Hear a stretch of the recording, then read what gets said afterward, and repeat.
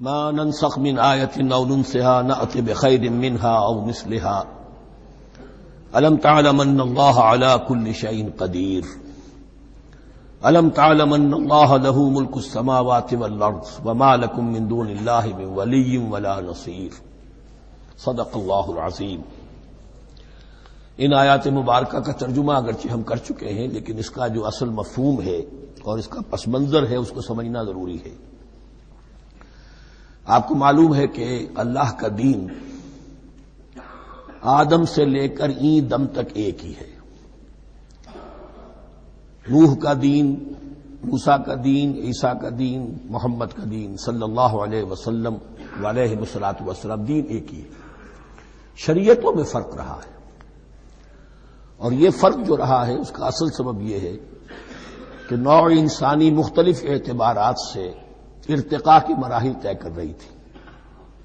ذہنی پختگی، شعور کی پختگی، پھر سوشل ایولیوشن، تمدنی ارتقاء، یہ مسلسل جاری تھا۔ لہذا اس ارتقاء کے جس مرحلے میں رسول آئے اسی کی مناسبت سے ان کو تعلیمات دے دی گئی۔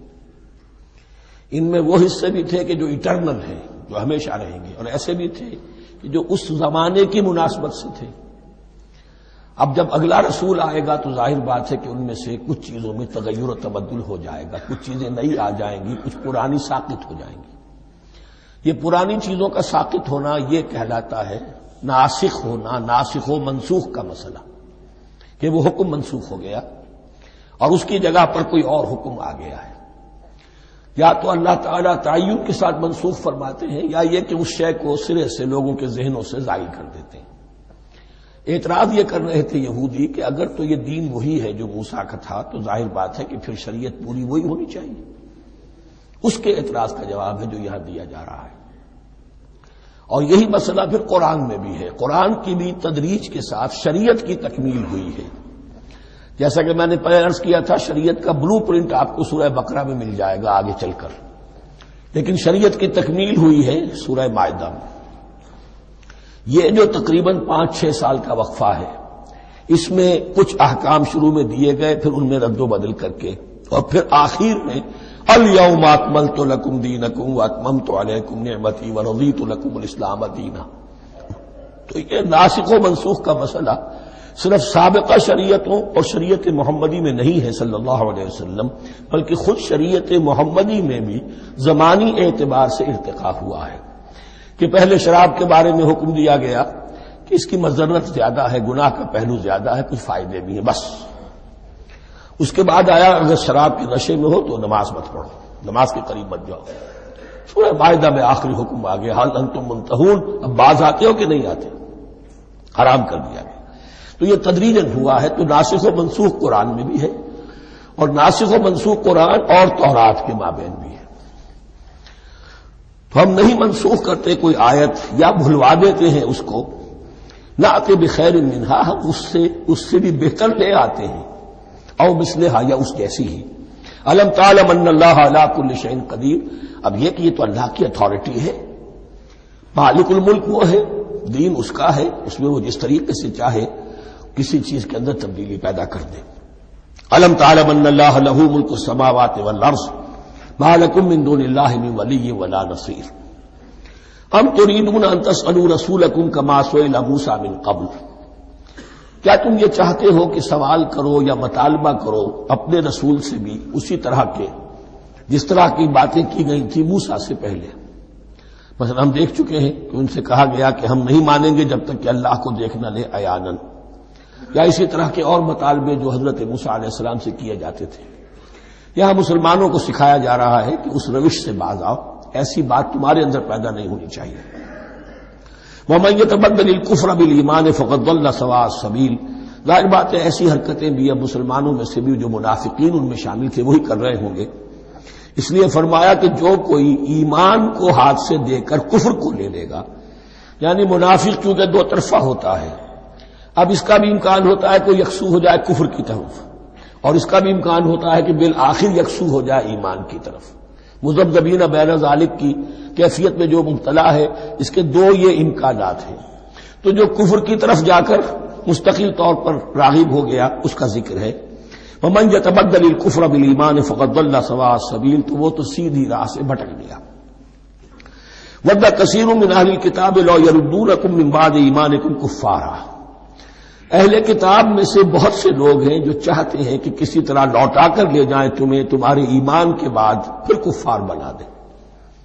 یہ ایسے ہی ہے کہ جیسے کسی بلی کی دم کٹ جائے تو وہ یہ چاہے گی کہ ساری بلیوں کی دمیں کٹ جائیں تاکہ وہ کوئی علیحدہ سے نمایاں نہ رہے۔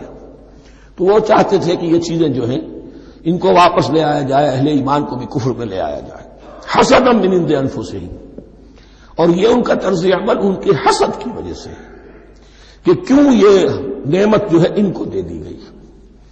من بعد ما تبین لهم الحق، اس کے بعد کہ ان پر حق بالکل واضح ہو چکا ہے، وہ جان چکے ہیں، پہچان چکے ہیں، کسی مغالطے میں نہیں ہے، غلط فہمی میں نہیں ہے۔ فاعفوا واصفحوا، یہ بہت اہم ہے مقام۔ تو اے مسلمانوں تم معاف کرتے رہو اور صرف نظر سے کام لو۔ اس کا اصل مطلب کیا ہے؟ ابھی تو چونکہ مدنی دور کا آغاز ہو رہا ہے، ابھی کشمکش کے اور کشاکش کے اور مقابلے کے اور تصادم کے بڑے سخت مراحل آ رہے ہیں۔ چونکہ تمہارا سب سے پہلا جو محاذ ہے وہ تو کفار مکہ کے خلاف ہے، سب سے بڑھ کر وہی آئیں گے، تم پر حملے کریں گے، جنگیں ہوں گی، تو فوری طور پر یہ جو آستین کے سانپ ہیں ان کو ابھی چھیڑو مت، جب تک یہ پڑے رہیں ڈورمنٹ، انہیں پڑا رہنے دو۔ ایک وقت آئے گا یہاں یوں سمجھیے کہ یہ حکم دیا جائے فی الحال انہیں چھیڑو مت، ان کے طرز عمل کے بارے میں زیادہ توجہ نہ دو، فاعفو، معاف کرتے رہو، درگزر کرتے رہو۔ اور وصفحو کہتے ہیں، صفح کہتے ہیں ایک طرف کا، یہ صفح ہے، یہ ورق ہے، صرف نظر کر لینا، دیکھا اندیکھا کر لینا، نظر انداز کر دینا، حتی یاتی اللہ بامرہ، یہاں تک کہ اللہ اپنا فیصلہ لے آئے۔ ایک وقت آئے گا کہ پھر مسلمانوں کو غلبہ آخری حاصل ہو جائے گا، اور جب جو یہ باہر کے دشمن ہیں ان سے تم نمٹ لو گے، پھر یہ کہ ان اندرونی دشمنوں کے خلاف بھی تمہیں آپ آزادی دی جائے گی کہ ان کو بھی ان کے کیفر کردار تک پہنچا دو۔ ان اللہ علی کل شیء قدیر، یقیناً اللہ ہر چیز پر قادر ہے۔ واقیموا الصلاۃ وآتوا الزکاۃ، نماز قائم رکھو، زکوٰۃ دیتے رہو۔ وما تقدموا لانفسکم من خیر تجدوہ عند اللہ، اور جو کچھ بھی تم خیر میں سے، بھلائی میں سے اپنے لیے آگے بھیجو گے، کوئی مال خرچ کر رہے ہو تو خرچ کہاں ہو گیا؟ وہ تو اللہ کے ہاں ڈپازٹ ہو گیا، جمع ہو گیا، تو ڈیوائن بینک کے اندر۔ وما تقدموا لانفسکم من خیر تجدوہ عند اللہ، اسے اللہ کے پاس پاؤ گے۔ ان اللہ بما تعملون بصیر، یقیناً جو کچھ تم کر رہے ہو اللہ اسے دیکھ رہا ہے۔ وقالوا لن يدخل الجنة الا من كان هودا او نصارى، اب دیکھیے جب یہ نئی امت اب تشکیل پا رہی ہے تو یہودی اور نصرانی جو ایک دوسرے کے دشمن تھے مسلمانوں کے مقابلے میں جمع ہو گئے، انہوں نے کہنا یہ شروع کیا وقالوا لن يدخل الجنة، ہرگز نہیں داخل ہوگا جنت میں الا من كان هودا او نصارى، سوائے اس کے جو یا تو یہودی ہو یا نصرانی ہو۔ جیسے ہمارے ہاں بھی ہوتا ہے، اہل حدیث کے مقابلے میں دیوبندی بریلوی جمع ہو جائیں، چاہے وہ آپس میں ایک دوسرے کے ساتھ جو بھی ان کا بیر ہے وہ اپنی جگہ ہے۔ اسی طریقے سے اہل تشیع کے مقابلے میں شاید اور جو ہے اہل سنت کے لوگ جمع ہو جائیں۔ تو ایک کامن اینمی جب آ جاتا ہے تو پھر یہ ہے کہ وہ لوگ جن کے اپنے اندر بڑی کنٹرڈکشنز ہیں وہ پھر ایک متحدہ محاذ بناتے ہیں۔ وقالوا لن يدخل الجنة الا من كان هودا او نصارى تلك امانيهم، یہ لفظ دوبارہ آ گیا، یہ ان کی خواہشات ہیں، من گھڑت خیالات ہیں، ان کی وشفل تھنکنگ ہے۔ قل هاتوا برهانكم ان كنتم صادقين، کہو ان سے لاؤ کوئی دلیل اگر تم سچے ہو، دلیل کتاب سے لاؤ، کہیں تورات میں لکھا ہے یہ، کہیں یہ انجیل میں لکھا ہے، جو تورات اور جو انجیل تمہارے پاس ہے اسی میں سے دکھا دو کہ یہ لکھا ہوا، کہیں لکھا ہوا نہیں۔ اب یہاں پر وہ یونیورسل ٹروتھ آ رہا ہے، بلا من اسلم وجهه للہ وهو محسن، کیوں نہیں؟ ہر وہ شخص کے جو اپنا چہرہ اللہ کے سامنے جھکا دے اور وہ محسن ہو، اس کا رویہ صدق پر، سچائی پر، حسن کردار پر مبنی ہو، سر کا جھکانا منافقانہ نہ ہو، جزوی نہ ہو کہ کچھ مانا کچھ نہیں مانا. بلا من اسلم وجهه لله وهو محسن فله اجره عند ربه، تو اس کے لیے اس کا اجر محفوظ ہے اس کے رب کے پاس.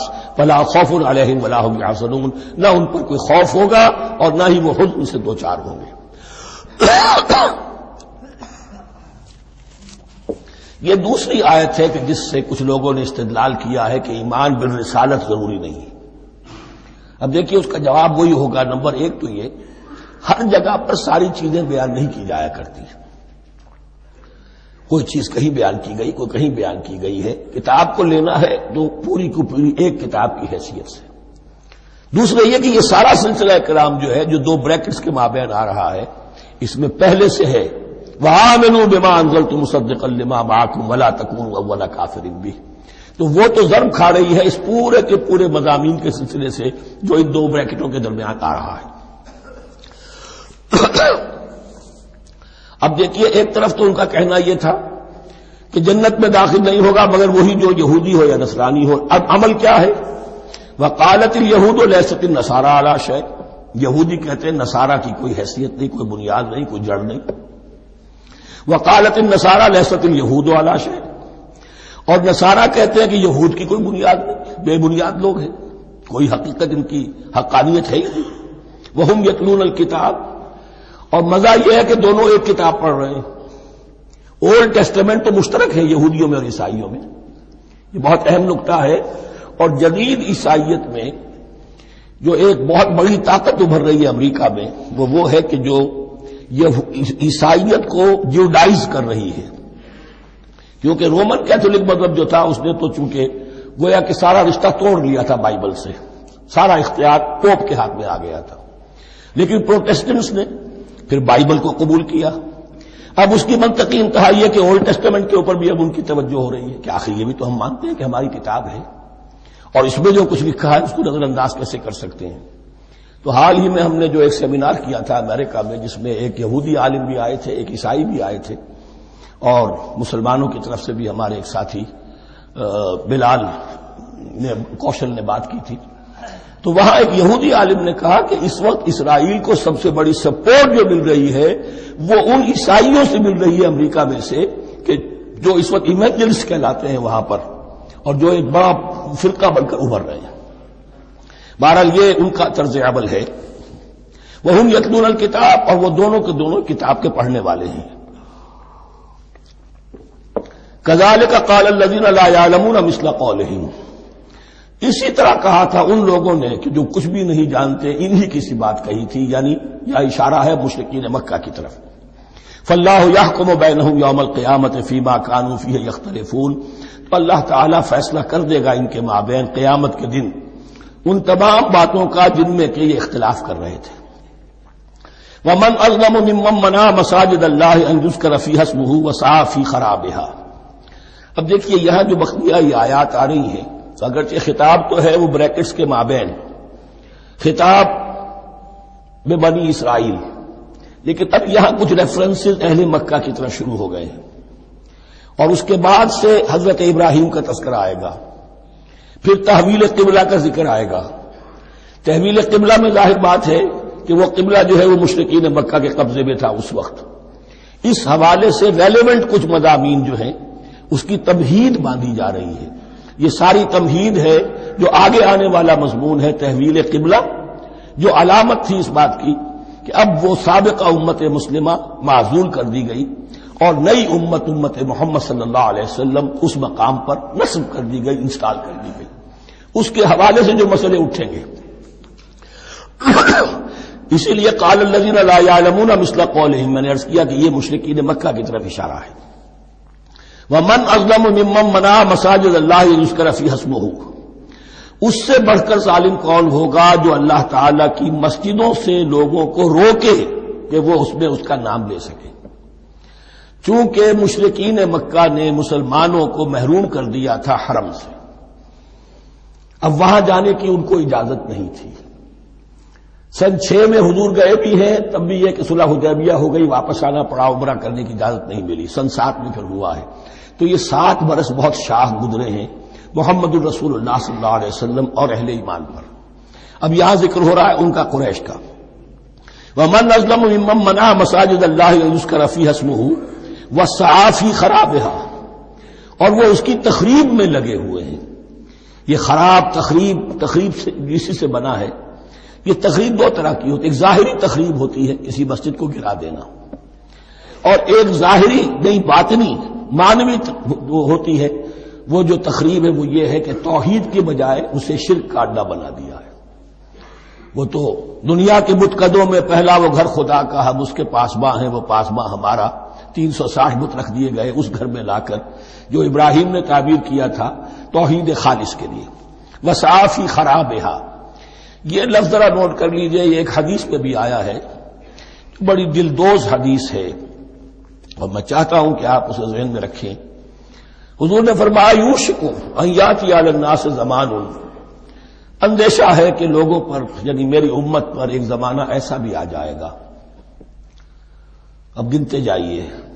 لا یبقى من الاسلام الا اسمہ, اسلام میں سے اس کے نام کے سوا کچھ نہیں بچے گا. ولا يبقى من القرآن الا رسمہ, قرآن میں سے اس کے رسم الخط, الفاظ اور حروف کے سوا کچھ نہیں بچے گا. اسی کی اللہ تعالی نے ضمانت دی ہے, یہ محفوظ رہے گا رسم عثمانی. مساجدہم عامرۃ, ان کی مسجدیں آباد تو بہت ہوں گی. وہی خراب من الہدی, ہدایت سے خالی ہو جائیں گے. یہ خراب کے لفظ سے ہی خراب من الہدی. وعلماؤہم شر الناس تحت ادیم السماء, اور ان کے علماء آسمان کی چھت کے نیچے کی بدترین انسان ہیں. من عندہم تخرج الفتنۃ وفیہم تعود, فتنہ انہی کے اندر سے برآمد ہوگا, انہی میں گھس جائے گا. یعنی ان کا کام فتنہ انگیزی, مخالفت, جنگ و جدال, بھڑکانا, اپنے اپنے فرقے کے لوگوں کے جذبات کو بھڑکاتے رہنا, اور مسلمانوں کے اندر اختلافات کو ہوا دینا. یہی ان کا کام رہ جائے گا. آج جن کو ہم علماء کہتے ہیں, ان کی عظیم اکثریت اس کیفیت سے دوچار ہو چکی ہے. جب مذہب اور دین پیشہ بن جائے تو کوئی خیر اس میں باقی نہیں رہتا. یہ دین اور مذہب پیشہ نہیں تھا. اسلام میں کوئی پیشوائیت نہیں, اسلام میں کوئی پاپائیت نہیں, اسلام میں کوئی برہمنزم نہیں. اسلام تو ایک کھلا, ہر شخص کتاب اللہ پڑھے, ہر شخص عربی سیکھے, ہر شخص کو امامت کے قابل ہونا چاہیے, ہر شخص اپنی بچی کا نکاح خود پڑھائے, ہر شخص اپنے والد کا جنازہ خود پڑھے. یہ جو ہم نے پیشہ بنا دیا ہے اور پھر انہیں پیسے دیتے, ظاہر بات ہے کہ پھر اس پیشے کے اندر تو پیشے میں عیب نہیں, رکھیے نہ فرحاد کو نام, پھر تو پیشہ میں تو جو کچھ پیشہ ورانہ چشمکیں ہوتی ہیں اور جو خباثتیں ہوتی ہیں وہ آتی ہیں.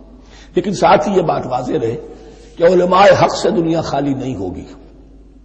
علماء حق بھی ہیں, لیکن کسی کے ماتھے پر لکھا ہوا نہیں ہوتا کہ یہ علماء حقانی میں سے اور یہ علماء سوء میں سے ہے.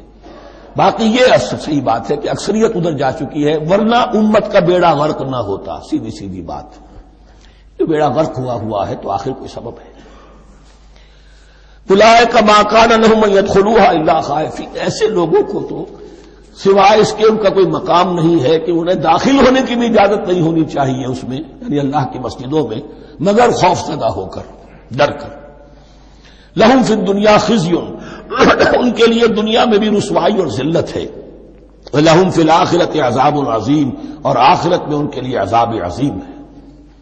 وللہ المشرق والمغرب. اب دیکھیے تمہید ہو رہی ہے تحویل قبلہ کے لیے. اب ظاہر بات ہے کہ بڑی حساس جو ہے وہ ایک کیفیت تھی یہ. تو یروشلم کے ساتھ جن کو دلچسپی تھی اور ان کے دلوں میں اس کی عقیدت تھی, مکہ مکرمہ اور بیت اللہ کے ساتھ جن کو دلچسپی تھی اور ان کے دلوں میں اس کی عقیدت تھی, تو اس حوالے سے یہ قبلہ بدلنا, اور 2 دفعہ بدلا ہے قبلہ. پہلے آ کے مدینے میں حضور نے یروشلم کی طرف 16 مہینے نماز پڑھی اور پھر تحویل قبلہ ہوا. تو اب اس میں کئی امتحان ہو گئے, وہ آگے آ جائے گا. لیکن اس کی تمہید باندھی جا رہی ہے للہ المشرق والمغرب, مشرق اور مغرب سب اللہ کے ہیں. یعنی اگر ہم رخ کرتے ہیں مغرب کی طرف تو اس کے معنی یہ نہیں ہے کہ اللہ مغرب میں ہے, معاذ اللہ. اللہ تو جہت سے, مقام سے, ماورا وراء الورا. یہ تو یہ ہے کہ ایک یکسانیت پیدا کرنے کے لیے، اجتماعی رنگ دینے کے لیے ایک چیز کو قبلہ بنا دیا، علامت ہے۔ غالب نے ٹھیک کہا ہے، قبلے کو اہل نظر قبلہ نما کہتے ہیں۔ قبلہ جو ہے وہ مسجود تو نہیں ہے پرے سرحد ادراک سے اپنا مسجود، قبلے کو اہل نظر قبلہ نما کہتے ہیں۔ للہ المشرق والمغرب فینما تولوا فثم وجہ اللہ، جدھر بھی تم رخ کرو گے وہ اللہ ہی کا رخ ہے۔ ان اللہ واسع علیم، یقیناً اللہ بہت وسعت والا ہے، بہت وسعت والا ہے، وہ کسی سمت میں محدود نہیں ہے، اور علیم ہے، ہر شے کا جاننے والا ہے۔ دیکھیے یہاں یہ آیت کہہ کے اور چھوڑ دیا مسئلہ، اگلے مسئلے پر آ گئے۔ آگے آپ کو پتہ چلے گا کہ یہ در حقیقت ایک تمہید باندھی جا رہی ہے تحویل قبلہ کے لیے۔ وقالوا اتخذ اللہ ولدا سبحانہ، اور ان میں وہ بھی ہیں، اب ظاہر بات ہے یہاں پھر اشارہ ہو رہا ہے وہ اہل مکہ کی طرف، جنہوں نے یہ کہا ہے کہ اللہ نے اولاد اپنے لیے اختیار کی، یعنی وہ کہتے تھے کہ یہ جو فرشتے ہیں یہ اللہ کی بیٹیاں ہیں، نصارہ کہتے تھے کہ حضرت مسیح اللہ کے بیٹے ہیں، اور یہودیوں کا بھی ایک گروہ ایسا تھا جو حضرت عزیر کو اللہ کا بیٹا کہتا تھا۔ بل لہ ما فی السماوات والارض، نہیں، آسمانوں اور زمین میں جو کچھ ہے اسی کی ملکیت ہے، سب مخلوق ہے، مملوک ہے، خالق اور مالک صرف وہ ہے۔ کل لہ قانتون، اور سب کے سب اس کے فرما بردار ہیں، بڑے سے بڑا رسول، بڑے سے بڑا ولی، بڑے سے بڑا فرشتہ، بڑے سے بڑے اجرام سماویہ، سب کل لہ قانتون۔ بدیع السماوات والارض، وہ آسمانوں اور زمین کو پیدا کرنے والا ہے بغیر کسی شے کے۔ یہ ابداع اور خلق ان میں فرق ہے۔ ابداع، بلکہ شاہ ولی اللہ دہلوی نے حجت اللہ البالغہ کا جو پہلا چیپٹر ہے اس کو یہی 3 عنوان دیے ہیں۔ اللہ تعالیٰ کے افعال بنیادی طور پر 3 ہیں، ابداع، خلق، تدبیر۔ ابداع ہے جسے انگریزی میں کہتے ہیں کریشن ایکس نہیلو، آدم محض سے کچھ بنا دیا، کچھ نہیں تھا اور بنا دیا، کن فیکون، یہ ابداع ہے۔ خلق ہے اب ایک چیز سے دوسری چیز بنانا، گارے سے انسان بنایا، یہ تخلیق ہے، آگ سے جن بنا، یہ تخلیق ہے، نور سے فرشتے بنا، یہ تخلیق ہے۔ تو ابداع بدیع وہ ہے کہ جس نے نئی چیز، اسی لیے بدعت ہمارے ہاں کہلاتی ہے وہ شے جو دین میں نہیں تھی اور خواہ لا کے شامل کر دی گئی، جس کی کوئی جڑ بنیاد دین میں نہیں ہے، وہ بدعت ہے۔ اس سے یہ لفظ بدیع السماوات والارض، وَإِذَا قَضَىٰ أَمْرًا فَإِنَّمَا يَقُولُ لَهُ كُن فَيَكُونُ، اس کی شان تو یہ ہے کہ جب وہ کسی معاملے کا فیصلہ کر لیتا ہے تو بس کہتا ہے کہ ہو جا، اور وہ ہو جاتی ہے۔ وَقَالَ الَّذِينَ لَا يَعْلَمُونَ لَوْلَا يُكَلِّمُنَا اللَّهُ وَتَأْتِينَا آیَةٌ، اور کہا ان لوگوں نے جو علم نہیں رکھتے، یہاں پھر وہی مشرکین مکہ کی طرف روئے سخن ہے، کیوں نہیں بات کرتا ہم سے اللہ، اور کیوں نہیں کوئی لے آتا ہمارے پاس کوئی نشانی۔ یہ میں عرض کر چکا ہوں، یہ مضمون جو ہے کہ ان کا مطالبہ تھا بہت شدت کے ساتھ کہ کوئی معجزے ویسے ہی دکھاؤ جیسے تم کہتے ہو کہ عیسیٰ نے دکھائے تھے، موسیٰ نے دکھائے تھے، تو ہمارے یہ مطالبے پورے کر دو، ہم مان لیں گے۔ یہ ذکر آئے گا سورہ انعام میں اور پھر سورہ بنی اسرائیل میں۔ کذالک قال الذین من قبلہم مثل قولہم، اسی طرح کی باتیں جو لوگ ان سے پہلے آئے تھے وہ بھی کہتے رہے۔ تشابہت قلوبہم، ان کے دل ایک دوسرے سے مشابہ ہو گئے ہیں۔ قد بینا الآیات لقوم یوقنون، اور ہم نے تو اپنی آیات کو واضح کر دیا ہے ان لوگوں کے لیے جو یقین کرنا چاہیں۔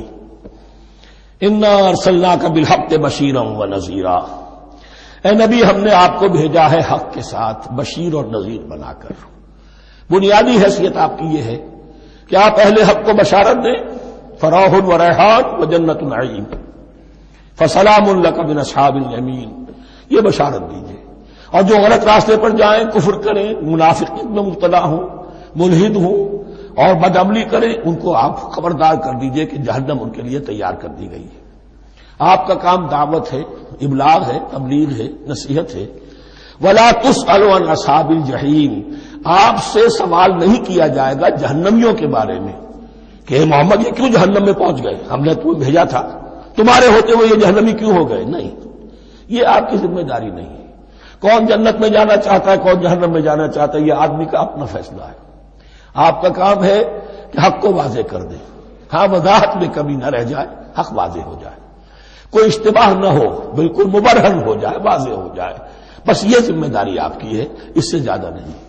یہ مسئولیت جو ہوتی ہے، انسان اگر اپنی اصل مسئولیت سے زیادہ ذمہ داری اپنے سر پر ڈال لے تو اس سے بھی بہت بڑی بڑی گمراہیاں پیدا ہوتی ہیں. اور اس کا جو تذکرہ ہو رہا ہے بڑی گمراہی تو معاذ اللہ وہ تو ہمارے حوالے سے ہوتی ہے. ہمارے ہاں کی بہت سی جماعتیں جو ہیں اسی طرح کی غلطیوں کی وجہ سے وہ غلط راستوں پر پڑ گئی، پوری تحریکیں برباد ہو گئی.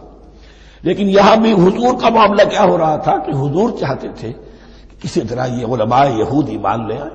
بہرحال حضور کے دل میں رغبت، آخر مکے میں آپ تھے تو دعائیں مانگتے تھے، اے اللہ عمرو ابن ہشام اور عمر ابن خطاب میں سے کسی ایک کو تو میری جھولی میں ڈال دے. تو اسی طرح کی دعا آپ نے کی ہوگی.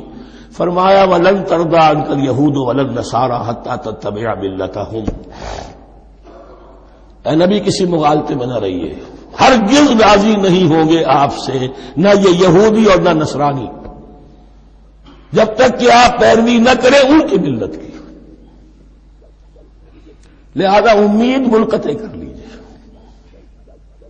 اس لیے کہ زیادہ امید ہو تو مایوسی ہو جاتی ہے. اقبال نے بہت خوب کہا ہے بندہ مومن کے بارے میں، جس کی امیدیں قلیل جس کے مقاصد جلیل.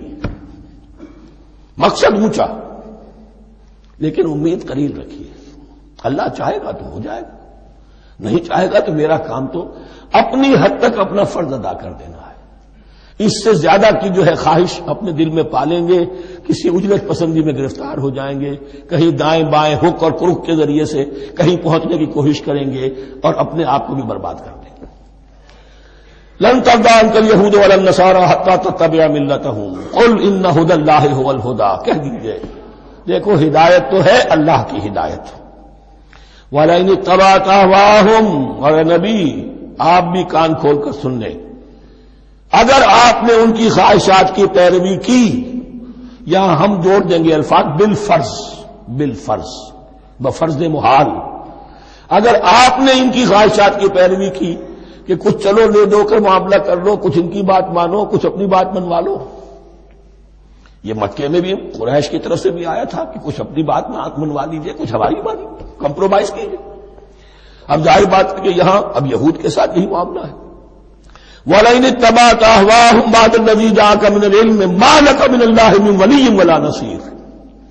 اور اگر بفرض محال آپ نے پیروی کی ان کی خواہشات کی، اس کے بعد کہ آپ کے پاس علم آ چکا، تو نہیں ہوگا کوئی بھی اللہ کے مقابلے میں آپ کے لیے کوئی مددگار یا حمایتی. معاذ اللہ معاذ اللہ. حق کی تلوار بڑی ننگی ہے. اور یہاں اللہ کا عدل یہ فرد سے فرد تک بدلتا نہیں ہے، نہ امت سے امت کی طرف بدلے گا. قوم اور کسی اور قوم سے ایک معاملہ، کسی دوسری قوم سے کوئی اور معاملہ نہیں. اللہ کے اصول ہیں، اللہ کے قوانین ہیں، اس کی فطرت ہے. فطرت اللہ التی فطر الناس علیہا. پھر یہ کہ اس کی سنت ہے. لن تجد لسنت اللہ تحویلا ولن تجد لسنت اللہ تبدیلا. الذین آتیناہم الکتاب یتلونہ حق تلاوتہ. وہ لوگ کہ جنہیں ہم کتاب دیتے ہیں وہ اس کی تلاوت کرتے ہیں جیسا کہ اس کی تلاوت کا حق ہے. اس پر میں نے اپنے کتابچے میں بحث کی ہے تلاوت کا اصل حق کیا ہے. مسلمانوں پر قرآن مجید کے حقوق نامی کتابچہ، اب یہاں پہ تفصیل سے بیان کرنے کا وقت نہیں ہے، لیکن ایک بات جان لیجیے کہ تلاوت کا لفظ جو قرآن کے لیے قرآن نے اختیار کیا یہ بڑا ذو معنیین ہے. تلا یتلو ہم اسے بھی کہتے ہیں پڑھنا، اور تلا یتلو کسی کے پیچھے پیچھے چلنے کو کہتے ہیں. والشمس وضحاها والقمر اذا تلاها. سورج کے بعد پیچھے آتا ہے چاند. تو یتلو کے معنی کیا ہے؟ when you are reading the book you are following the text. بعض لوگوں کو دیکھا ہوگا انگلی ان کی چلتی ہے ساتھ ساتھ، وہ بیچارے جو زیادہ ماہر نہیں ہیں تو تاکہ نگاہ ادھر سے ادھر نہ ہو جائے، ایک سطح سے دوسری سطح پر نہ پہنچ جائے، انگلی بھی ساتھ ساتھ پھیرتے ہیں. تو فالوئنگ دی ٹیکسٹ. لیکن اس تلاوت کا اصل حق کیا ہوگا؟ جب آپ اس کتاب کو فالو کریں، اسے اپنا امام بنائیں، اس کے پیچھے چلیں، اس کا اتباع کریں، اس کی پیروی کریں، جس کی کہ دعا ہم کرتے ہیں وَاجْعَلْهُ لَنَا إِمَامًا وَنُورًا وَهُدًى وَرَحْمَةً. تو اللہ تو بنائے گا ہمارا امام اس کو اسی وقت جب کہ ہم فیصلہ کر لیں کہ ہم اس کتاب کے پیچھے چلیں گے. الذین آتیناہم الکتاب یتلونہ حق تلاوتہ اولئک یؤمنون بہ.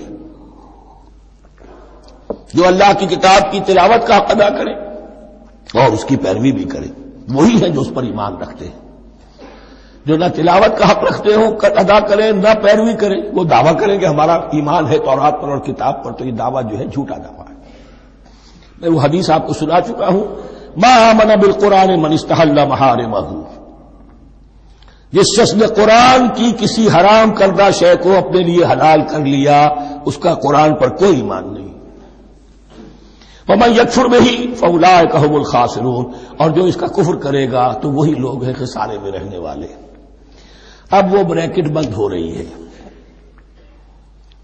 وہ آیت کے جو 6 رکوع کے شروع میں آئی تھی دوبارہ آ گئی جوں کی توں، یا بنی اسرائیل اذکروا نعمتی التی انعمت علیکم وانی فضلتکم علی العالمین۔ یہ ترتیب ذہن میں رکھیے۔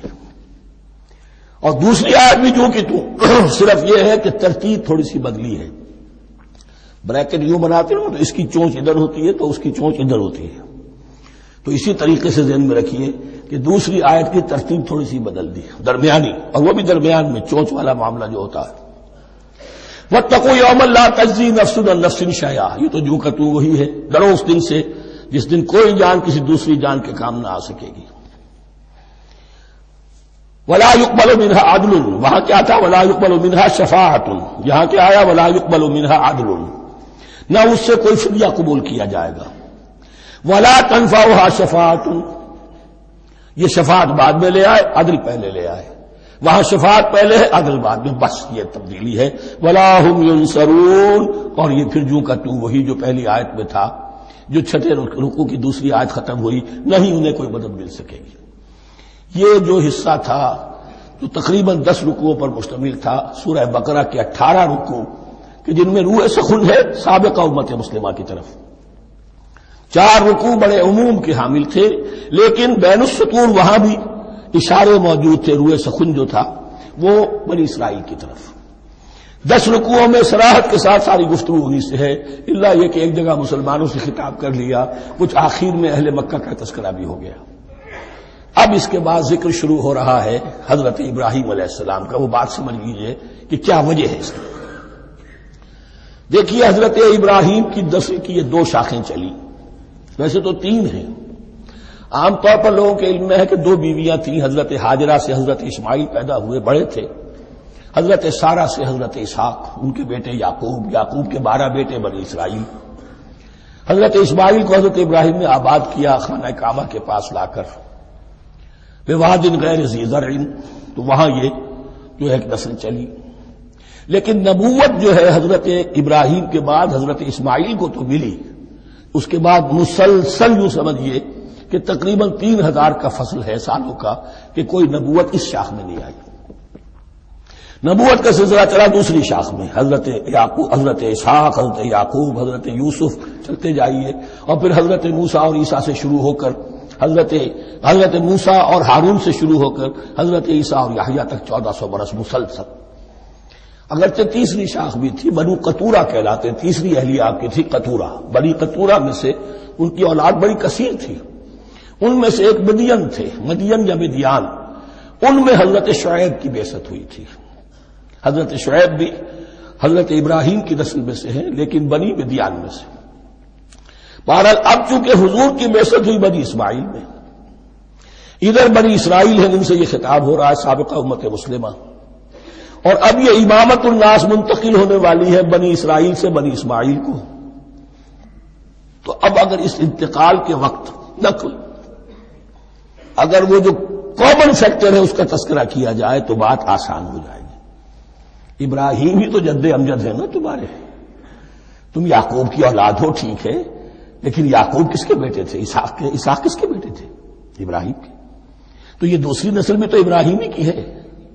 اس حوالے سے ان کے لیے سہل بنایا جا رہا ہے کہ بات کو سمجھو، یہ صرف یہ ہے کہ 2 پیڑھی اوپر جا کر مل گئے اور اللہ خیر سنا۔ اور حضرت ابراہیم نے خانہ کعبہ کی تعمیر کی اور اسے اب مرکز بنانا ہے اہل توحید کا، لہذا یہ ساری گفتگو اب شروع ہو رہی ہے۔ 4 رکوع اب وہ ہے 15 سے شروع ہو کر 18 تک، جن کا اصل مضمون ہے تحویل قبلہ۔ وَإِذِ ابْتَلَىٰ إِبْرَاهِيمَ رَبُّهُ بِكَلِمَاتٍ فَأَتَمَّهُنَّ، اور ذرا یاد کرو جب ابراہیم کو آزمایا اس کے رب نے بہت سی باتوں میں. میرا ایک کتاب چاہے حضرت ابراہیم کی شخصیت پر، حج اور عید الاضحیٰ اور ان کی اصل روح، اور اس میں ایک تحریر ہے، ایک تقریر ہے. جو تحریر ہے وہ مجھے بہت پسند ہے کہ کیسے کیسے امتحان آئے ہیں حضرت ابراہیم علیہ السلام پر. فَأَتَمَّهُنَّ، اب یہ ایک جملے میں ایک پوری داستان ہے. اس نے ان سب کو پورا کیا، سب میں پاس ہو گیا، ہر امتحان سے کامیابی کے ساتھ with flying colors ہر امتحان سے نکلے. قال انی جاعلک للناس اماما، تب ہم نے کہا اے ابراہیم اب میں تمہیں نوع انسانی کا امام بنانے والا ہوں.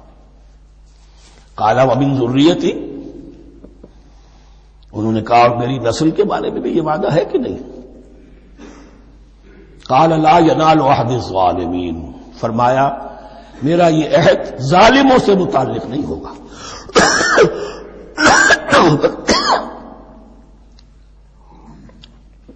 مطلب کیا ہوا کہ تمہاری نسل میں سے جو صاحب ایمان ہوں گے، نیک ہوں گے، سیدھے راستے پر چلیں گے، ان سے ہمارا وعدہ ہے، لیکن نسلیت کی بنیاد پر نہیں ہے کہ جو بھی تمہاری نسل میں سے لازماً وہ اس وعدے کا مصداق بن جائے. وَإِذْ جَعَلْنَا الْبَيْتَ مَثَابَةً لِلنَّاسِ وَأَمْنًا، اور یاد کرو جب کہ ہم نے گھر کو، اپنے گھر کو، بیت اللہ کو قرار دے دیا لوگوں کے لیے زیارت کی جگہ، لوٹ کے آنے، لوٹ کر آؤ، حج کرو. مثابۃ للناس وامنا، اور اسے امن کا گھر قرار دے دیا. فاتخذوا من مقام ابراہیم مصلی، اور ہم نے حکم دیا کہ مقام ابراہیم کو اپنی جائے نماز بنا لو، نماز پڑھنے کی جگہ بنا لو.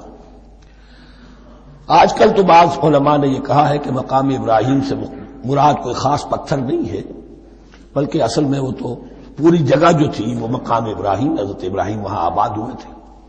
لیکن صحیح بات وہی ہے جو ہمارے سلف سے چلی آ رہی ہے، روایات پختہ ہیں اس کے بارے میں کہ جس طریقے سے حجر اسود جنت سے آیا ہے، ایسے ہی یہ بھی ایک پتھر تھا کہ جو جنت سے لایا گیا حضرت ابراہیم کے لیے جب وہ تعمیر کر رہے تھے. کوئی اور ذرائع تو ابھی تھے ہی نہیں، اس کے اوپر وہ کھڑے ہوتے تھے اور یہ پتھر ہی اونچا ہوتا جاتا تھا خود. اب جیسے جیسے تعمیر اوپر جا رہی ہے تو اس کے لیے یہ پتھر اونچا ہوتا تھا. وہ پتھر ہے جو مقام ابراہیم اب بھی محفوظ ہے، اور وہاں پر پھر طواف کر کے کعبے کا مکمل، پھر اس کے آس پاس جو ہے 2 رکعت جو ہے وہ ادا کی جاتی ہے نماز. وَعَهِدْنَا إِلَىٰ إِبْرَاهِيمَ وَإِسْمَاعِيلَ أَن طَهِّرَا بَيْتِيَ لِلطَّائِفِينَ وَالْعَاكِفِينَ وَالرُّكَّعِ السُّجُودِ، اور ہم نے عہد لے لیا تھا ابراہیم اور اسماعیل سے کہ تم دونوں ہمارے اس گھر کو، بیتیا میرے اس گھر کو پاک رکھو. اب یہ تطہیر بھی دونوں طرح کی ہوگی، ظاہری صفائی بھی ہو، گند نہ ہو، تاکہ ظاہر آئیں تو ان کے دلوں میں جو کدورت پیدا نہ ہو، کوفت نہ ہو، کھلی فضا ہو، صاف رکھو. اور تطہیر باطنی، وہاں توحید کا چرچا ہو، کوئی اور کفر اور شرک جو ہے وہ نہ آنے پائے. ان طہرا بیتی للطائفین والعاکفین، طواف کرنے والوں کے لیے، اعتکاف کرنے والوں کے لیے، والرکع السجود، اور رکوع اور سجود کرنے والوں کے لیے. وَإِذْ قَالَ إِبْرَاهِيمُ رَبِّ اجْعَلْ هَٰذَا بَلَدًا آمِنًا وَارْزُقْ أَهْلَهُ مِنَ الثَّمَرَاتِ مَنْ آمَنَ مِنْهُمْ بِاللَّهِ وَالْيَوْمِ الْآخِرِ. اور یاد کرو جب کہ ابراہیم نے کہا تھا اے میرے پروردگار اس گھر کو امن کی جگہ بنا دے، اور اس کے رہنے والوں، اس کے ہاں آباد ہونے والوں کو یعنی بنی اسماعیل کے لیے ان کو رزق عطا فرما، میووں کا اور پھلوں کا. من آمن منہم باللہ والیوم الآخر. اب یہاں حضرت ابراہیم خود رک گئے کہ میں اپنی ساری اولاد کے لیے یہ دعا نہ کروں، اس لیے کہ وہاں روک دیا گیا تھا لا ینال عہد الظالمین. تو جو بھی ان میں سے ایمان اور عمل صالح والے ہوں اور یوم آخر پر ایمان رکھتے ہوں، اجعل هذا البلد آمنا وارزق اهله من الثمرات من آمن منهم بالله واليوم الآخر.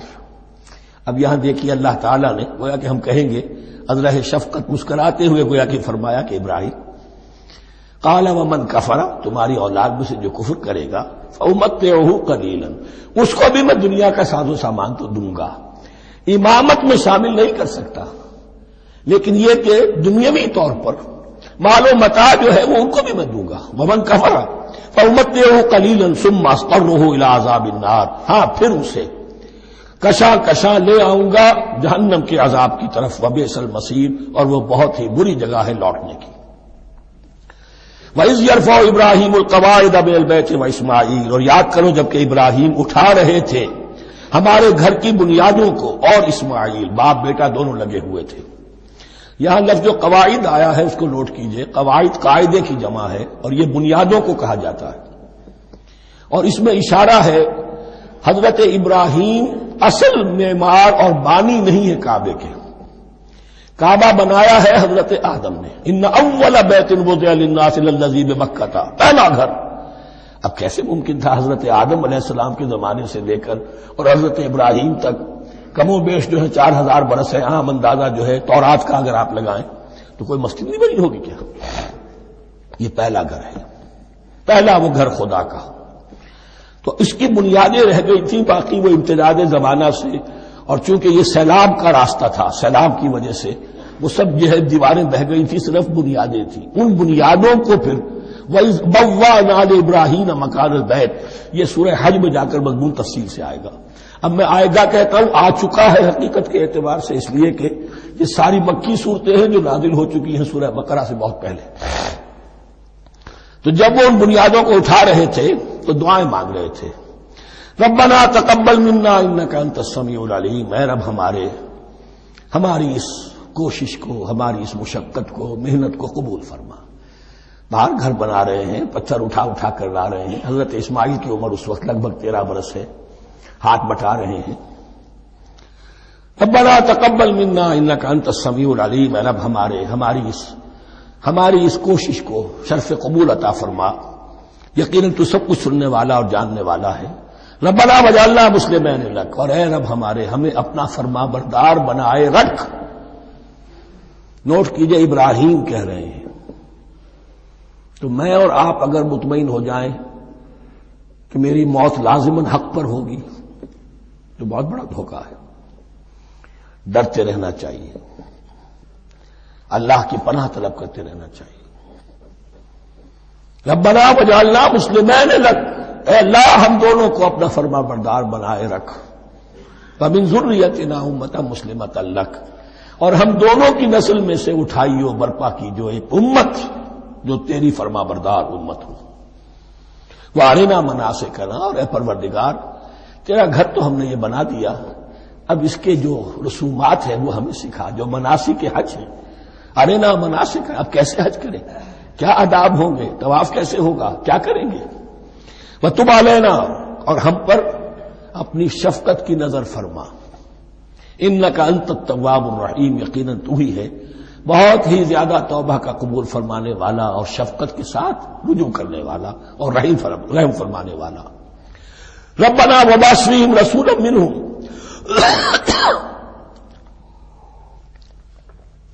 اور اے ہمارے پروردگار ہماری اس نسل میں، اب چونکہ ہماری نسل مراد ہے بنی اسرائیل اسماعیل کی نسل میں سے تو نہیں ہے نا، یہاں دونوں کی نسل سے مراد ہے تو وہ بنی اسماعیل۔ ہماری اس نسل میں اٹھائی ہو ایک رسول انہی میں سے، باہر کا نہ ہو، کوئی مغایرت کا، اجنبیت کا پردہ حائل نہ ہو۔ وہ کیا کرے، یتلو علیہم آیاتک، تیری آیات ان کو پڑھ کر سنائے، وَيُعَلِّمُهُمُ الْكِتَابَ وَالْحِكْمَةَ، اور صرف سنائے نہیں، تعلیم دے انہیں کتاب اور حکمت کی۔ صرف سنا دینا تو بہت آسان کام ہے، سکھانا، تعلیم دینا، دلوں میں بٹھانا، اور حکمت، وَيُزَكِّيهِمْ، اور ان کو پاک کرے، ان کا تزکیہ کرے، ان کے دلوں میں تیری محبت اور آخرت کی طلب کے سوا کوئی طلب باقی نہ رہنے دے۔ انک انت العزیز الحکیم، یقیناً پروردگار تو ہی ہے زبردست اور کمال حکمت والا۔ وَمَن يَرْغَبُ عَن مِّلَّةِ إِبْرَاهِيمَ إِلَّا مَن سَفِهَ نَفْسَهُ، اور ایسا شخص کون سا ہوگا جو ابراہیم کے طریقے سے منہ موڑے۔ یہ رغبت کا لفظ عربی زبان میں دونوں طرف جاتا ہے، رغبہ الی، کسی شے کی طرف رغبت ہونا، محبت ہونا، میلان ہونا، اور رغبہ عن، کسی شے سے متنفر ہونا، کسی شے سے ابا کرنا، اس کو چھوڑ دینا۔ وَمَن يَرْغَبُ عَن مِّلَّةِ إِبْرَاهِيمَ إِلَّا مَن سَفِهَ نَفْسَهُ، سوائے اس کے جس نے اپنے آپ کو حماقت ہی میں مبتلا کرنے کا فیصلہ کر لیا ہو. اور کون ہوگا جو ابراہیم کے طریقے سے منہ موڑے؟ وَلَقَدِ اسْتَفَيْنَاهُ فِي الدُّنْيَا، اور ہم نے تو اسے دنیا میں بھی پسند کر لیا تھا، چن لیا تھا. وَإِنَّهُ فِي الْآخِرَةِ لَمِنَ الصَّالِحِينَ، اور یقیناً آخرت میں بھی وہ ہمارے صالح بندوں میں سے ہوں گے. اذ قال له ربه اسلم قال اسلمت لرب العالمین، جب جب کہا اس سے اس کے پروردگار نے کہ مانو میرا حکم، اس نے کہا پروردگار قبول ہے تیرا حکم، یہاں تک کہ ذبح کرو بیٹے کو، حاضر. یہ آخری امتحان تھا، آخری 100 برس کی عمر میں، 87 برس کی عمر میں دعائیں مانگ مانگ کر بیٹا لیا تھا اسماعیل. حضرت سارہ کے ہاں کوئی اولاد نہیں ہوئی تھی. اب وہ 13 برس کا تھا، بازو بن گیا تھا، اور اس وقت ذبح کرنے کا حکم ملا. جب بھی کہا ہم نے مانو ہمارا حکم، قال اسلمت لرب العالمین. اللہ تعالی ہمیں بھی توفیق دے کہ اس کی پیروی کریں. ووصى بها ابراہیم وبنیہ ویعقوب، اور اسی کی وصیت کی تھی ابراہیم نے بھی اپنے بیٹوں کو اور یعقوب نے بھی. یا بنیہ، وہ کیا تھی نصیحت ہے میرے بیٹو، ان اللہ اصطفیٰ لکم الدین، دیکھو اللہ نے تمہارے لیے دین کو پسند فرما لیا ہے. کون سا دین؟ فلا تموتن الا وانتم مسلمون، اور دیکھنا موت نہ آنے پائے مگر فرما برداری کی حالت میں. یہی بات آئے گی سورہ آل عمران میں مسلمانوں سے خطاب کر کے، یا ایھا الذین آمنوا اتقوا اللہ حق تقاتہ ولا تموتن الا وانتم مسلمون، اور ان الدین عند اللہ الاسلام ومن یبتغ غیر الاسلام دینا فلن یقبل منہ. ام کنتم شہداء اذ حضر یعقوب الموت، کیا تم اس وقت موجود تھے جب یعقوب کی موت کا وقت آیا؟ جب آدم کی یعقوب پر موت، یہ لفظی ترجمہ ہوگا.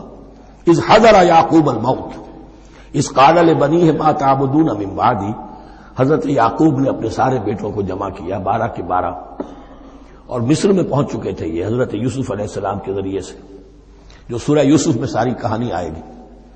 وہاں انتقال ہوا تو انہوں نے اپنے بیٹوں کو جمع کیا. اس قال لبنیہ ما تعبدون من بعدی، میرے بعد تم کس کی پوجا کرو گے، کس کی پرستش کرو گے. یہ بات نہیں تھی کہ انہیں معلوم نہیں تھا، لیکن یہ کہ ایک میثاق، قول و قرار اور پختہ کرنے کے لیے. قالوا نعبد الہک و الہ آبائک ابراہیم و اسماعیل و اسحاق، کہا کہ ہم پوجیں گے، بندگی کریں گے، پرستش کریں گے آپ کے معبود کی اور آپ کے آبا ابراہیم، اسماعیل اور اسحاق کے معبود کی. اور یہ کوئی مختلف معبود نہیں ہے، الہ واحد، وہ تو ایک ہی الہ ہے. وَنَحْنُ لَهُ مُسْلِمُونَ، ہم اس کے لیے اس کے سامنے سر جھکاتے ہیں، اسی کی فرما برداری کا اقرار کرتے ہیں. تِلْكَ أُمَّةٌ قَدْ خَلَتْ، یہ آیت 2 مرتبہ آئے گی اسی رکوع میں. یہ ایک گروہ تھا انسانوں کا جو گزر گیا، ابراہیم، اسماعیل، اسحاق، یعقوب، ان کی اولاد. قد خلت، وہ گزر گئے. لہا ما کسبت ولکم ما کسبتم، ان کے لیے تھا جو انہوں نے کمایا، اور تمہارے لیے ہوگا جو تم کماؤ گے. یعنی یہاں پدرم سلطان بود کا کوئی مقام نہیں ہے. ہر شخص کے لیے اپنا عمل، اپنا ایمان، اپنی کمائی. وَلَا تُسْأَلُونَ عَمَّا كَانُوا يَعْمَلُونَ، تم سے یہ نہیں پوچھا جائے گا کہ وہ کیا کرتے تھے، تم سے پوچھا جائے گا تم کیا کر کے لائے ہو. تو راچے ہے پدرم سلطان بود، تو راچے ہے. تم کیا ہو بھائی، تو اپنی بات کرو، باپ تمہارا سلطان تھا ہوگا. وَقَالُوا كُونُوا هُودًا أَوْ نَصَارَىٰ تَهْتَدُوا، لیکن اس پس منظر میں اب ان کی خباثت کو نمایاں کیا جا رہا ہے کہ یہ تو تھی وصیت ابراہیم کی اور یعقوب کی، اور اس وقت کے یہود و نصارہ کا کیا رویہ ہے. قَالُوا كُونُوا هُودًا أَوْ نَصَارَىٰ تَهْتَدُوا، وہی متحدہ محاذ حضور کے خلاف. یا تو یہودی، انہوں نے کہا کہ یا یہودی ہو جاؤ یا نصرانی تو ہدایت پر ہو جاؤ گے. قُلْ بَلْ مِلَّةَ إِبْرَاهِيمَ حَنِيفًا، کہہ دیجئے نہیں، بل نتبع، ہم تو نتبع یہاں پر محذوف مانیے، بل نتبع ملت ابراہیم حنیفا، نہیں ہم تو پیروی کریں گے ابراہیم کے طریقے کی بالکل یکسو ہو کر. وما کان من المشرکین، اور وہ مشرکوں میں سے نہیں تھے. قولوا آمنا باللہ، اب یہاں مسلمانوں کو حکم دیا جا رہا ہے. دیکھو تم ان کے جو کچھ وہ کہتے ہیں اس کے جواب میں تم یہ کہو، قولوا کہو آمنا باللہ، ہم ایمان رکھتے ہیں اللہ پر، وما انزل الینا، اور جو کچھ نازل کیا گیا ہماری جانب، وما انزل الی ابراہیم و اسماعیل و اسحاق و یعقوب، اور جو کچھ نازل کیا گیا ابراہیم اور اسماعیل اور اسحاق اور یعقوب کی طرف، والاسباط، اور ان کی اولاد کی طرف، وما اوتی موسیٰ و عیسیٰ، اور جو کچھ دیا گیا موسیٰ کو اور عیسیٰ کو، وما اوتی النبیون من ربہم، اور جو کچھ دیا گیا تمام نبیوں کو ان کے رب کی طرف سے. لا نفرق بین احد منہم، ہم ان میں سے کسی کے مابین تفریق نہیں کرتے، ہم سب کو مانتے ہیں. دیکھیے ایک ہے تفضیل، کسی کو ایک کو زیادہ افضل سمجھنا دوسرے سے، یہ اور بات ہے. وہ تو سورہ آل عمران میں آئے گا تلک الرسل فضلنا بعضهم علی بعض. تفریق یہ کہ ایک کو مانے ایک کو نہ مانے. ان رسولوں میں سے ایک کا انکار سب کا انکار ہے. لا نفرق بین احد منہم ونحن له مسلمون، اور ہم نے تو اسی کی فرما برداری کا قلادہ اپنی گردن میں ڈال دیا ہے. فَإِنْ آمَنُوا بِمِثْلِ مَا آمَنْتُمْ، پھر اے مسلمانوں اگر یہ بھی ایمان لائے یہود اور نصارہ بالکل اسی طرح جیسے تم ایمان لائے ہو، نو کمپرومائز، ٹھیک ٹھیک وہی دین اختیار کریں، وہی راستہ جو کہ محمد کے ذریعے سے تمہیں دیا گیا صلی اللہ علیہ وسلم. فَإِنْ آمَنُوا بِمِثْلِ مَا آمَنْتُمْ بِهِ فَقَدْ اهْتَدَوْا، تب وہ ہدایت پر ہوں گے. وَإِنْ تَوَلَّوْا، اور اگر وہ پیٹھ موڑ لے، فَإِنَّمَا هُمْ فِي شِقَاقٍ، تو اس کے معنی یہ ہے کہ وہ زدم زدہ میں اور دشمنی کے اندر وہ مبتلا ہو چکے ہیں. فَسَيَكْفِيكَهُمُ اللَّهُ، تو اے نبی آپ کے لیے ان کے مقابلے میں اللہ کافی رہے گا، آپ فکر نہ کریں. آپ کسی کمپرومائز کی دعوت کی طرف توجہ ہی نہ دیں. کچھ دو کا معاملہ سوچیں بھی نہ، ان کی مخالفتوں سے آپ مرعوب نہ ہوں، ان کی دھمکیوں کا کوئی اثر نہ دے. فَسَيَكْفِيكَهُمُ اللَّهُ، اللہ کافی رہے گا آپ کے لیے ان سب کے مقابلے میں. وَهُوَ السَّمِيعُ الْعَلِيمُ، اور یقیناً وہ سب کو سننے والا اور جاننے والا ہے. ایسا نہیں ہے کہ اسے معلوم نہ ہو کہ آپ اس وقت کن حالات میں ہیں، کیسی مشکلات میں ہیں، کس طرح کی نازک صورتحال دن بدن جو ہے شکل بدل رہی ہے، لیکن آپ قائم رہیں. یہ ہے جگہ جہاں پر خون پڑا ہوا ہے اس نسخے میں جو حضرت عثمان تلاوت فرما رہے تھے، اور اس وقت باغیوں نے انہیں شہید کیا ہے. ان کی زوجہ محترمہ نائلہ، انہوں نے بچانا چاہا ہے تو ان کی انگلیاں کٹ گئیں، اور خون جو ہے وہ فَسَيَكْفِيكَهُمُ اللَّهُ، ان الفاظ پر وہ خون پڑا ہے. وہ دباب بھی موجود ہے. وَهُوَ السَّمِيعُ الْعَلِيمُ، اور وہ سب کچھ سننے والا اور جاننے والا ہے. صبغۃ اللہ، کیا مانی یہاں پر بھی ایک آپ کو محذوف ماننا ہوگا. اخترنا صبغۃ اللہ، ہم نے تو اختیار کر لیا ہے اللہ کے رنگ کو. وَمَنْ أَحْسَنُ مِنَ اللَّهِ صِبْغَةً وَنَحْنُ لَهُ عَابِدُونَ، اور اللہ سے بہتر رنگ کس کا ہوگا، اور ہم تو بس اسی کی بندگی، اسی کی پرستش کرنے والے ہیں. قُلْ أَتُحَاجُّونَنَا فِي اللَّهِ وَهُوَ رَبُّنَا وَرَبُّكُمْ، اے نبی ان سے کہیے کہ کیا تم ہم سے محاجہ کر رہے ہو، حجت بازی کر رہے ہو، جھگڑ رہے ہو، دلیل بازی کر رہے ہو اللہ کے بارے میں. وَهُوَ رَبُّنَا وَرَبُّكُمْ، وہ تو ہمارا رب بھی ہے تمہارا رب بھی ہے. رب تو ایک ہے، رب بھی ایک، اس کا دین بھی ایک. ہاں شریعتوں میں فرق ہوا ہے. قُلْ أَتُحَاجُّونَنَا فِي اللَّهِ وَهُوَ رَبُّنَا وَرَبُّكُمْ وَلَنَا أَعْمَالُنَا وَلَكُمْ أَعْمَالُكُمْ، رب تو ہمارا بھی وہ تمہارا بھی وہ، البتہ ہمارے لیے ہوں گے ہمارے عمل، تمہارے لیے ہوں گے تمہارے عمل. وَنَحْنُ لَهُ مُخْلِصُونَ، اور ہم تو اس کے لیے اپنے آپ کو خالص کر لینے والے ہیں. یہ ذرا 3 الفاظ یہاں پہ نوٹ کر لیجئے، یہ میرے اور آپ کے لیے لمحہ فکریہ ہیں. نحن لہو مسلمون، 136ویں آیت اس پر ختم ہوئی.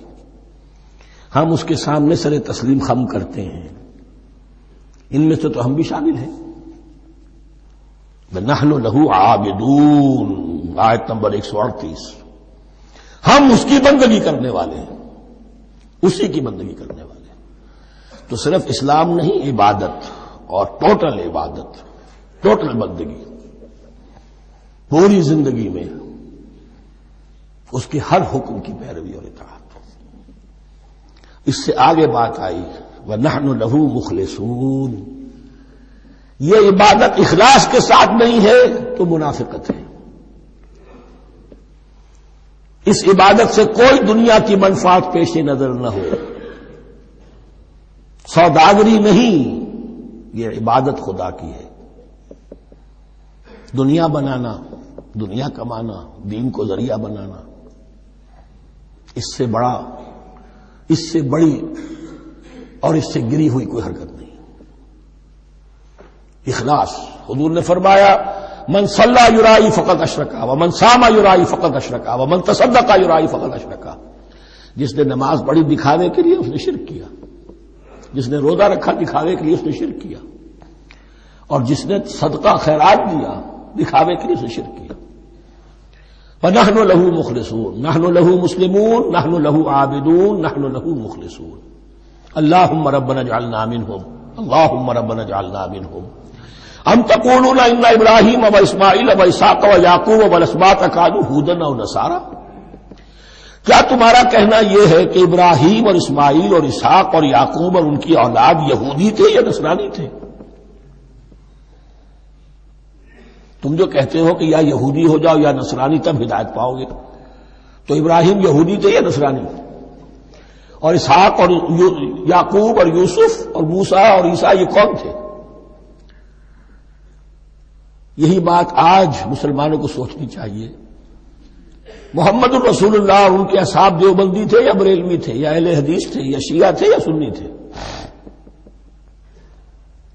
ان تقسیموں سے اوپر ہونے کی ضرورت ہے۔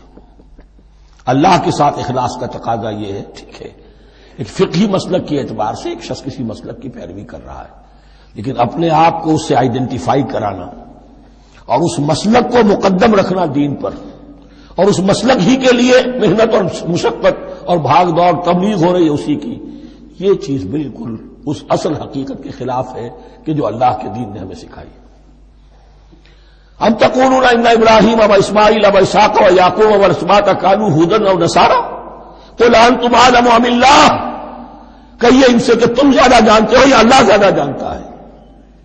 فمن اظلم ممن كتم شہادۃ عنده من اللہ، کان کھول کر سن لو، اس سے بڑھ کر ظالم کون ہوگا جس نے اللہ کی ایک گواہی جو اس کے پاس تھی اسے چھپا لیا۔